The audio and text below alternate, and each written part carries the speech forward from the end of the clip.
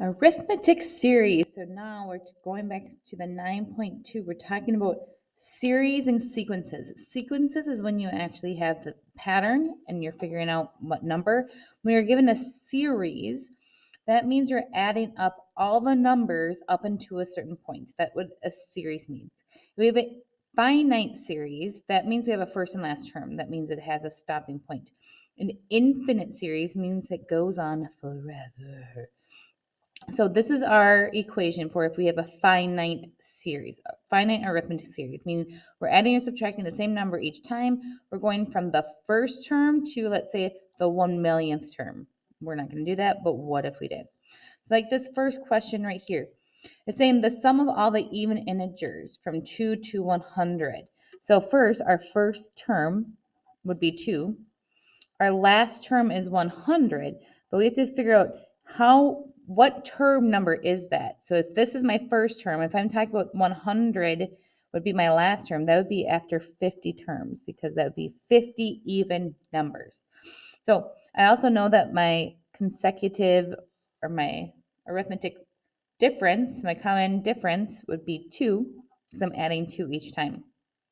So if I'm going to fill this out, this is saying the sum of the first 50 terms, that's where this 50 is coming from, is equal to, I'm looking for 50 terms, that little 5, so it's the 50th number, over 2, that 2 is always the same. My first term is 2, my last term is 100, bing bada boom. If I add those all together, I get 2,550. That would be my answer. So the second one, again, it's a finite series. The first thing I'm looking for is I have my first term. That first term is at 4. If I'm looking at this, I'm adding 5 each time, so I know my common difference is 5. Looks like we don't actually need that, but I'm going to need that to figure out what term this is, because we don't know what term this is. We just know that this is equal to 99. So now we have to go back to 9.2 and look for explicit recurring term. So we have a to the nth is 99. We know that because we're stopping right here. It says our first term would be 4. So again, this is on your formula sheet, or if you go to 9.2 for the explicit formula. Plus, we don't know what n is. We subtract 1, and we know our common difference is 5. So now we solve this. So I'm going to subtract 4 and get 95. You could definitely distribute this, but because this looks like it's going to be a nice number when I divide, I will not be distributing. I'm going to divide both sides by 5. 95 divided by 5 is 19. So these two cancel, leaving with the n minus 1, so add the 1. So my n value is equal to 20. Now I can use my finite arithmetic series. So I'm looking for the sum of the first 20 terms right here. That'll be equal to, I know n is equal to 20 over 2. My first term was 4. My last term was 99. So if I were to add up those 20 terms, I would get 1,030. Pause the video and do C first.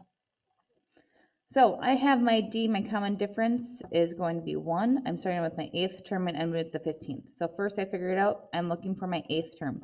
Now a lot of times people ask me, what if I just go 8 plus 9 plus 10? Because this one's kind of easier because we know we're only counting by 1 and it's a smaller number. What if I just did that, Mrs. Frickman? I got 92. Great. If you're going to do that on a quiz or test, please make sure you're writing down calculator 92. As long as you have a way to understand and figure out the answer, but it's not always going to be that simple. Pause the video and do D on the next side. And you should have got 176. My common difference here is 3. I'm adding 3 each time. So if I plug that in, because my last term is 31, and solve, again, I'm looking for my 11th term. So n, my 11th term over 2. My first term is 1. My last term is 31. Bing, bada, boom. So now we're talking about sum notation. What is sum notation? This symbol here, that is sum notation. When we're looking at sum notation, there's a little better. It tells us what our first term that we're looking for to our 70th. So in this case, we're looking for adding the first 70th terms. Now, when we're looking at these equations that we have here, this right here is written in a linear pattern. This right here would be arithmetic. How do I know if it's arithmetic? You know if it's arithmetic if it's linear, meaning one number times the unknown plus or minus something. Now this will tell us what our first term is. So it's telling us right here, we're starting n at 1. So we're looking at my first term. Now if I plug 1 into this equation, I have 5 times 1 plus 3. If I solve that, I get 8. So my first term is 8. That's what we can solve here. Now, right here, my common difference is always being multiplied. If you remember from 9.2, when you simplify the equation, your common difference is always the one that's changing right here. This is telling you kind of where you're starting at 0. So I know my common difference here is 5. If I wanted to write down all 70th terms, I could. I don't have to do that though. I can look for my 70th term also because it already gives us our explicit ratio. So we can do 5 times 70 plus 3, and I get 353. So now I have my first, I have my 70th term. Now I can, because of the fact that this is finite, I can find my sum. So the sum on the first 70 terms would be equal to, I'm looking for n is 70 over 2. My first term here we found was 8. My last term here we found was 353. So if I solve that, I would get that the first 70 terms in this arithmetic series would be 12,635. You added up all those numbers. Now, when I'm looking at this one, I do not have an arithmetic series because of the fact that this is not linear. This is quadratic because this is squared. So now what I'm going to actually have to do is I'm going to have to figure out my first 7 terms. So I'm going to lay them all out here. We will get into it if we have something later, but for right now, we have to figure out our 7th terms. So each one, I'm plugging n in. So this is the first term. This would be my second term. So notice I'm plugging these all in. And now I'm literally just adding them all together. If I do that, if I add these all, so I get 91. So here I want you to try to do C and D by yourself right now. This one, try to think it through. Maybe find the first couple terms and see what you might think it might be at the end. So I'm not going to lie, people. I just was talking to a blank screen without this recording. So I'm not sure where I left off.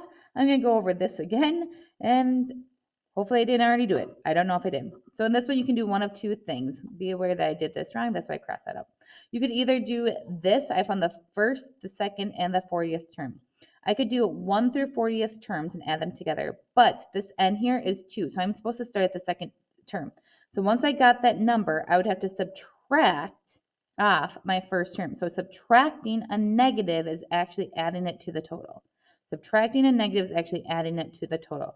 So then this would be 2,145. Or I could look for my first term is -2, so that's why there's a -2 here. My last term is 112. But now I don't have 40 terms because I'm not including my first one. I'm adding up the first 39 terms. So I could have also done this. And either way, I get 2,145. The second one, I did the first 4 terms. And one thing I noticed is that when I plug these in, these two cancel each other out. So that'd be like 0. These two cancel each other out. So that'd be like 0 plus 0. And I noticed that they cancel each other out on an odd term. So up to the 99th term, everything above would cancel out. So I'm just looking at my 100th term. If I plug 100 into that equation, I would get 1.